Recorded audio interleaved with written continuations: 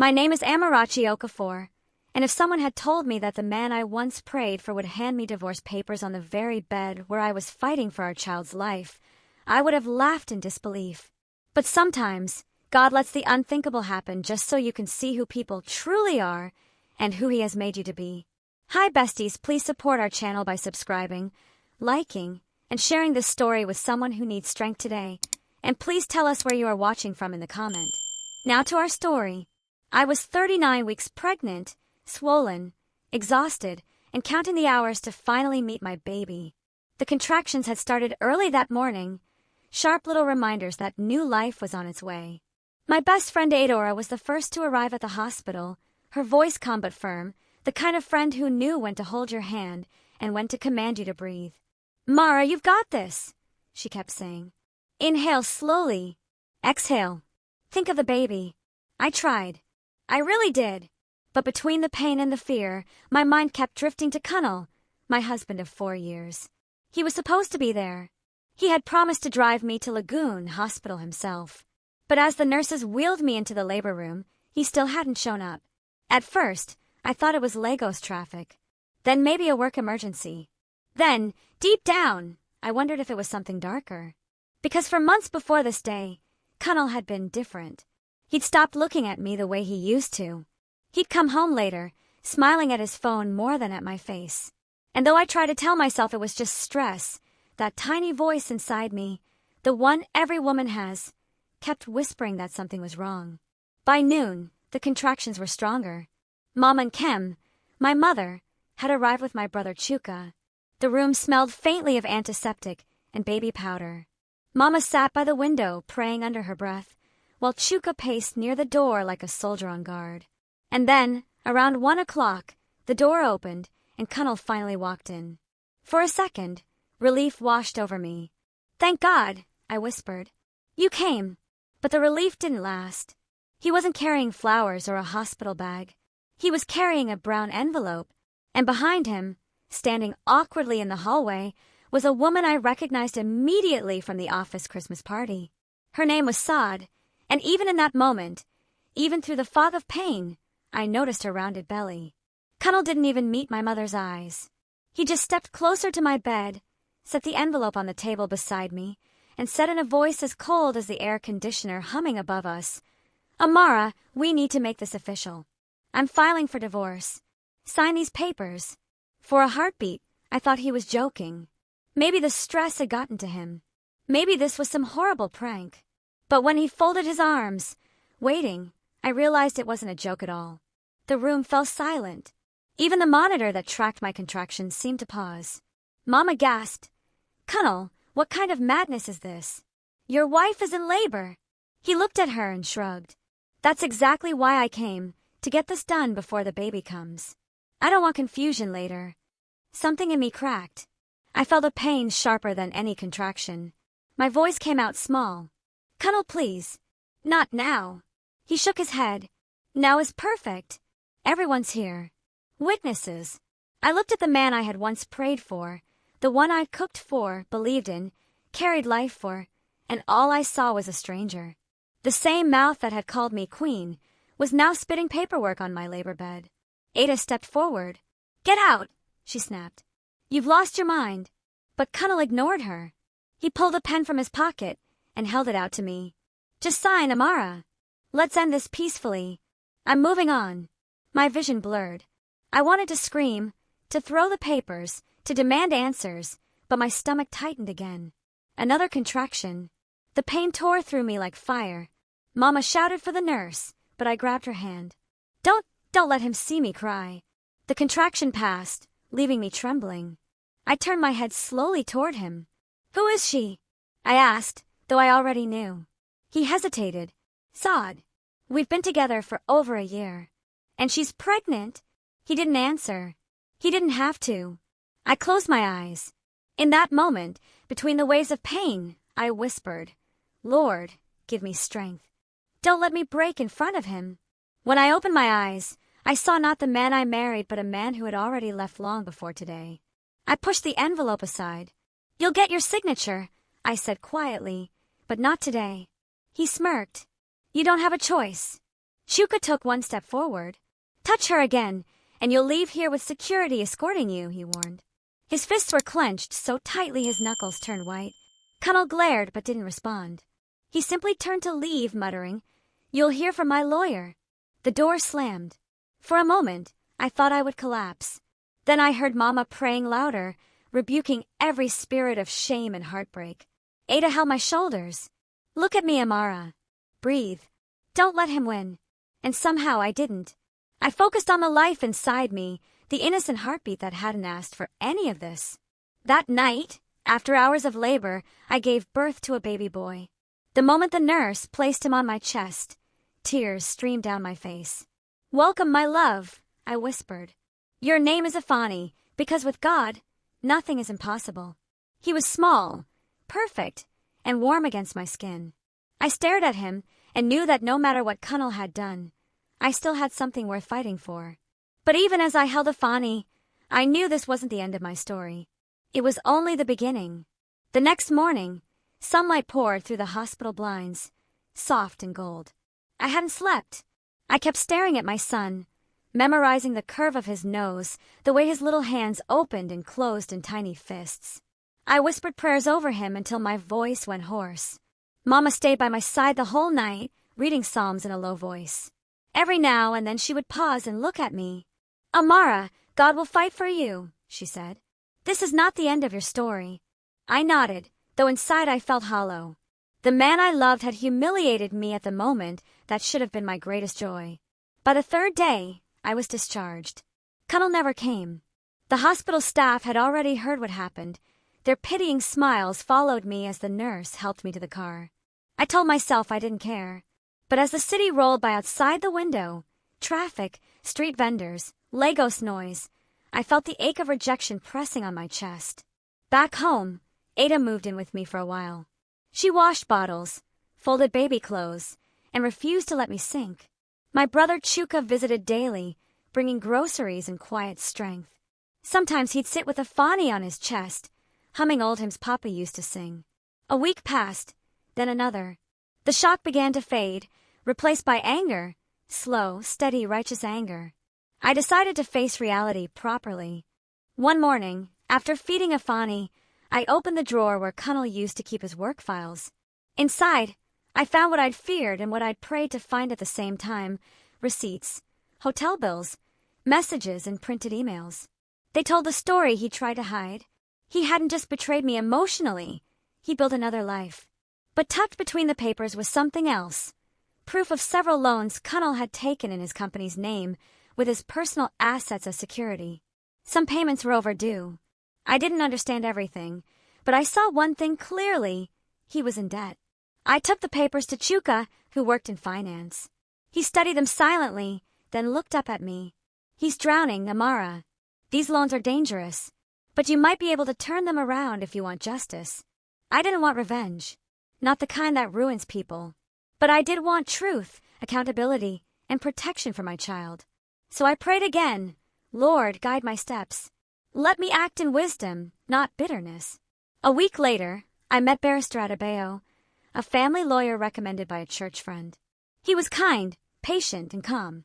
After I told him everything, he leaned back and said quietly, "Mrs. Okafor, you have more power here than you think.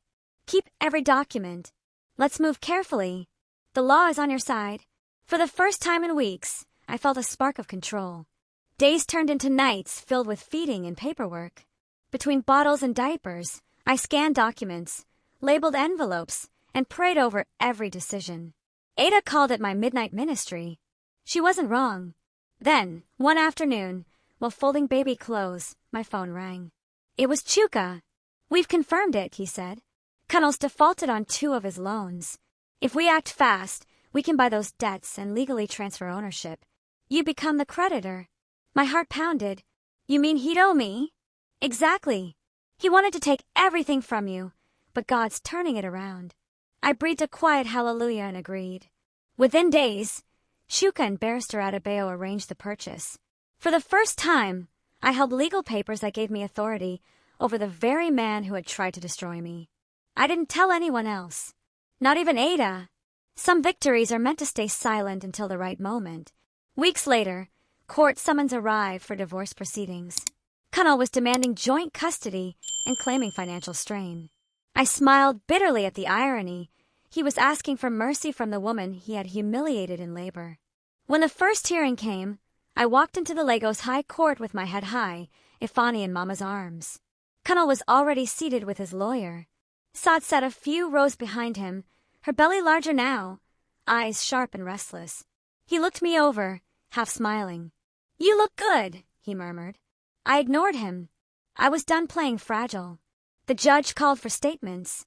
Kunnel's lawyer spoke first, painting his client as a responsible man who simply wanted to restructure his marriage with dignity. My stomach turned. Then Barrister Adebayo stood. Calm, composed, he began to present evidence. One by one, the receipts, the messages, the hotel bills appeared on the table. Then he laid down the final folder, the loan assignments bearing my name as a signee. The courtroom murmured. Kunnel's face drained of color. The judge raised an eyebrow. "Mr. Adeyemi, these documents indicate that the petitioner is indebted to the respondent." Kunnel's mouth opened, but no sound came. His lawyer stammered something about misunderstanding. Barrister Adebayo remained steady. "Your Honor, all filings are verified. My client purchased the outstanding loans. She is, by law, the principal creditor. Additionally, we submit hospital witness statements showing the petitioner's conduct during labor." The judge flipped through the pages, expression darkening. When it was my turn to speak, I stood. My knees trembled, but my voice did not. "I'm not here for revenge," I said. "I just want peace and protection for my child. I won't deny him his father, but I won't allow him to grow up learning that cruelty is strength." The room was silent. Even Saad looked away. When the judgment came weeks later, it was clear. Full custody to me, supervised visits for Kunnel, child support mandatory, and the marital home remained mine. The court noted his financial irresponsibility and public humiliation as aggravating factors. I walked out of that courtroom not as a victim, but as a woman who had survived the fire and come out gold. But the story didn't end there.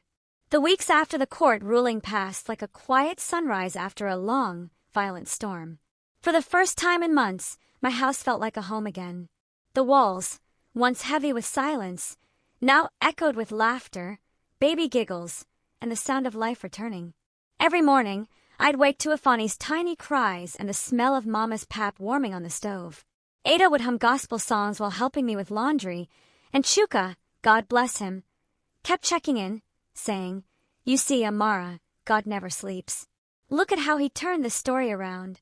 And he was right. I began working with Chuka to build something of our own. We named it Grace and Bloom Events, a small home business that specialized in intimate celebrations, baby showers, christenings, birthdays. I started it to pay bills, but it grew faster than I expected. Maybe people saw strength in what we did. Maybe God just wanted to bless what I touched again. Either way, every balloon, every flower, every tablecloth reminded me that creation was still possible after destruction. Months rolled by. Ifani grew strong, beautiful brown eyes, curious hands that reached for everything. Some nights, when I rocked him to sleep, I would look at his face and whisper, "You're the reason I didn't break." I was healing, slowly. The bitterness had burned out, leaving something quieter, peace. Then one Sunday afternoon, about 6 months after the court case, I decided to hold a Thanksgiving and baby dedication in my home. It wasn't fancy, just close friends, family and church members. The house smelled of jollof and fresh flowers. Laughter filled the rooms. I wore a soft blue lace dress Mama helped me sew, my hair in a sleek bun, Ifani dressed like a little prince in white. As the guests arrived, Ada whispered, "You look radiant. Like God himself touched your face." I smiled. "It's not me. It's peace." The dedication went beautifully. The pastor prayed over Ifani, blessing him with long life and wisdom. We sang, we ate, we laughed.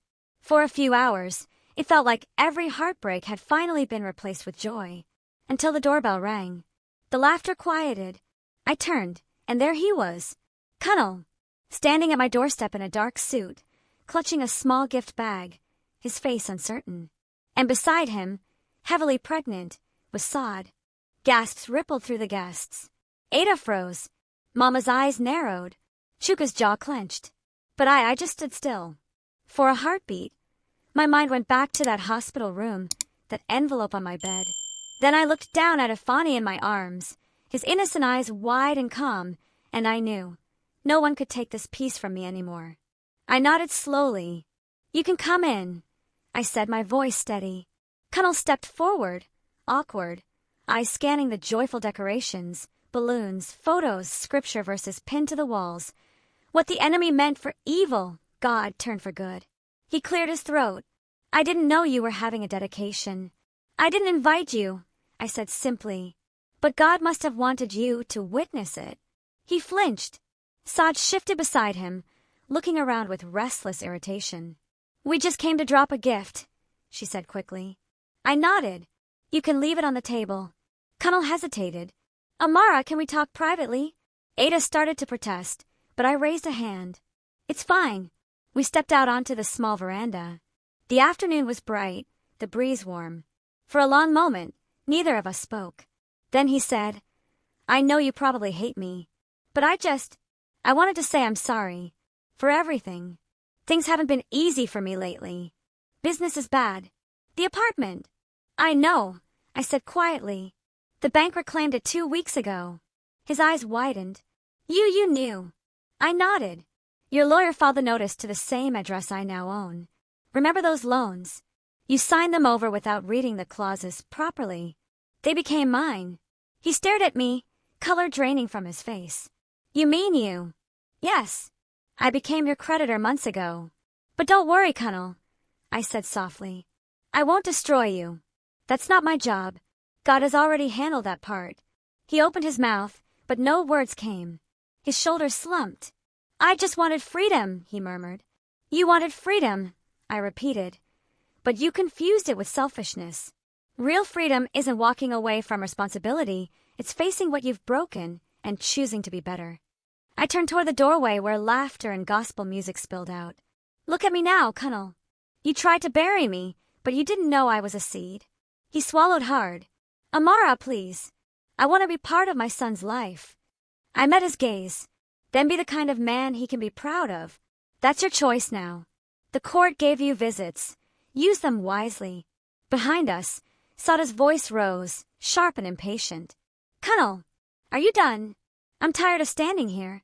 He looked back at her irritation, her swollen belly, and something in his expression cracked. For the first time, I saw not arrogance but regret. Deep, aching regret. I didn't say another word. I simply turned and walked back inside. Later that evening, after everyone had eaten and the guests began to leave, I stood before the small crowd still lingering. My heart was beating fast, but my voice was calm. "I want to thank everyone for coming," I began. "You've seen me through fire, and you've seen what God has done. But before we end, I want to make a small announcement." The room quieted. Ada looked curious. Mama smiled knowingly.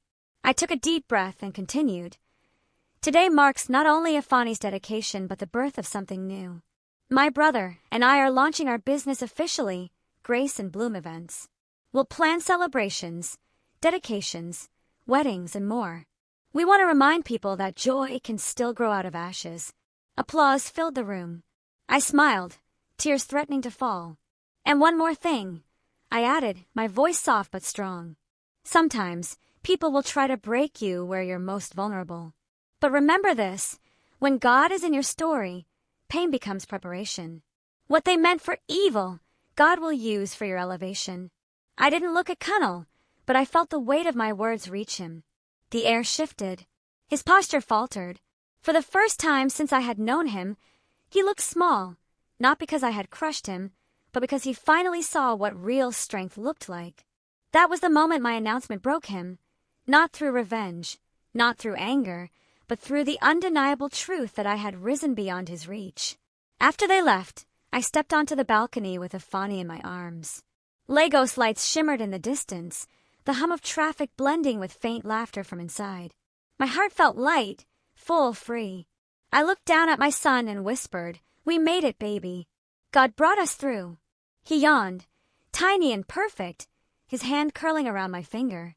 That night, I finally slept without tears.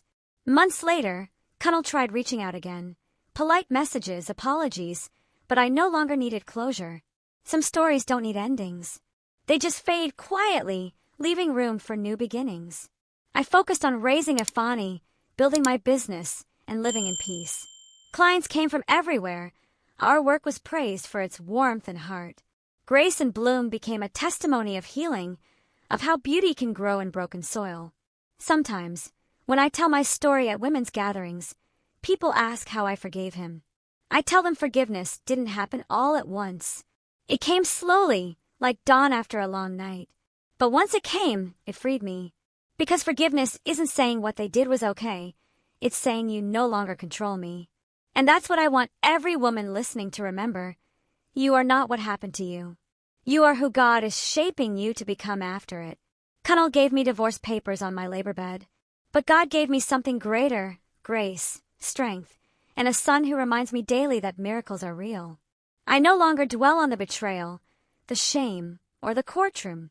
When I look back now, I see God's fingerprints in every detail. The nurse who held my hand, the lawyer who believed in me, the brother who protected me, the friend who stayed when everyone else disappeared. They were the hands God used to pull me out of the pit.